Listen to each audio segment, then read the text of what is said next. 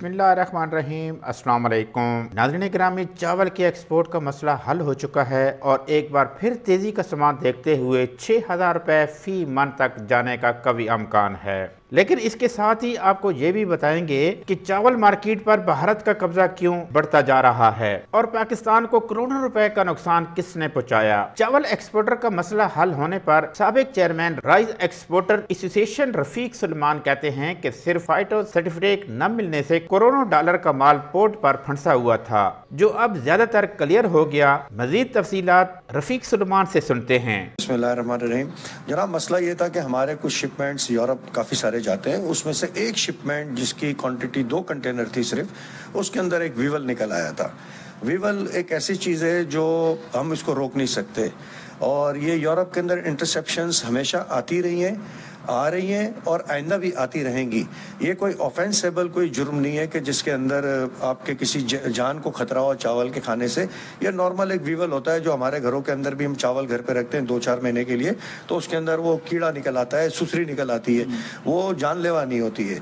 इसका प्रोसीजर ये होता है कि जब किसी पोर्ट के ऊपर अगर ऐसे वीवल्स निकल आते हैं तो उसको दोबारा वहीं पर फेमिगेशन किया जाता है और फिर उसको 72 घंटे या 96 घंटे के बाद खोला जाता है और चेक किया जाता है।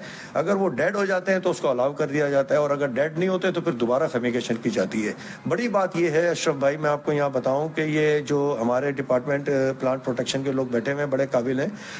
उन्होंने रात तक 1426 हमारे पेंडिंग केस थे, रात को 226 तकरीबन पेंडिंग केस रह गए और हमें जो है वो वेडनेसडे से लेकर के अभी तक कोई फ़ोन नहीं आया।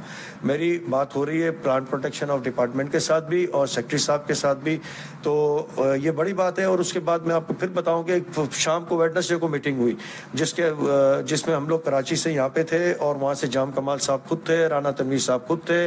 आपने देखा जाम कमाल साहब ने भी कहा कि भाई ये इंडिया का जो लास्ट ईयर एक्सपोर्ट बंद हुआ था उसकी वजह से खाली पाकिस्तान के एक्सपोर्टरों ने तरक्की नहीं की, पाकिस्तान के एक्सपोर्टरों ने अपनी मेहनत करके अपना लोहा मनवाया पूरी दुनिया के अंदर के पाकिस्तान का चावल बेहतर चावल में से एक बेहतर चावल है जी। यूरोप को गैर म्यारी चावल की बरामदात केस कैटल की तहकीकात में बड़े नाम सामने आने लगे। मरकजी मुल्ज़मान कानून के शिकंजे में आ चुके हैं, नाम PCL में डाल दिए गए।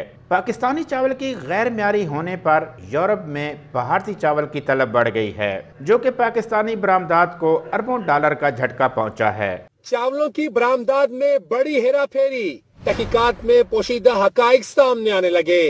2 नंबरी की दुनिया के पुराने चावलों ने किया बड़ा गोलमाल, गैर मेयारी चावल यूरोप भेजकर सीधा किया भारी माल। चावल कंसाइनमेंट पर तहकीकात के पोशीदा हकाइक सामने आ गए। 4 अरब डॉलर के गैर मेयारी चावल की बरामदात का भांडा फूट गया। FIA कराची ने 17 एंटोमोलॉजिस्ट में से 10 को गिरफ्तार कर लिया, एक ने जमानत कबलस गिरफ्तारी हासिल कर ली, 5 की तलाश जारी है। मुल्जिमान के नाम ECL में डाल दिए गए।